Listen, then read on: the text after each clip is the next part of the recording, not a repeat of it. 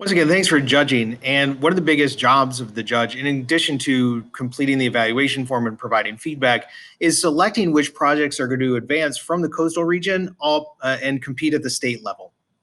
So in order to select advancing projects, we decided that we're going to base this in each category based on the number of total projects.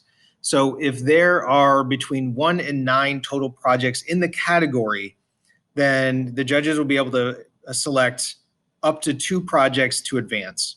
If there's between 10 and 19 projects, they can select up to 3 to advance. And if there's more than 20 projects, we can select up to 4 to advance. This means eligible to advance those. So if you only have like 5 projects in a category and you think only one is worthy of advancing, you're not required to select 2 projects. This is a maximum and you're not required to meet that maximum.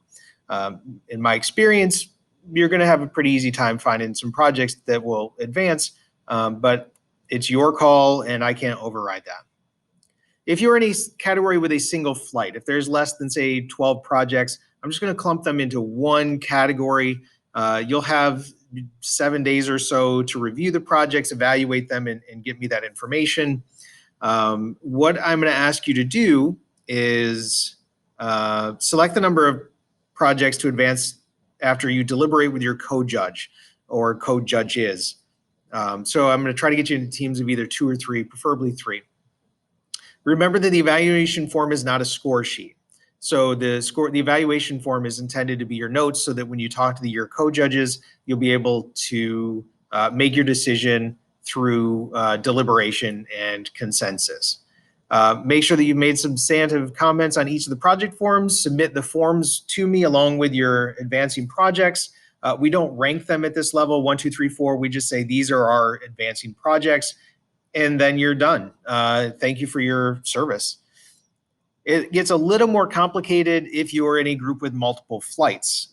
We go by what's referred to as consensus judging.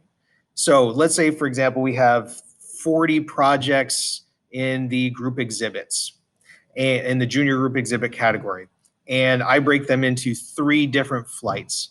What you're going to do is evaluate your flight of projects with your co-judges. Then, once everybody has examined their projects, the co-judges will, all of the judges will meet. I suggest trying to get a Zoom meet together. I can facilitate for you if you would like to have me set up that meeting for you. And then you're going to come to consensus based on the projects as a single whole, regardless of flights. You are not required to pick 1 project from each flight. You're not required to pick 2 from all the projects from a single flight. If we have enough that requires multiple flights, you're probably going to be selecting up to 4 projects. Anyways, however you want to decide how to do that, that's your call as the judges. Your say is final.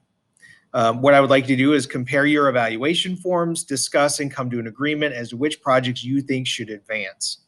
The schools are mixed up among the flights. So let's say Carolina Forest, let's say they have 10 projects.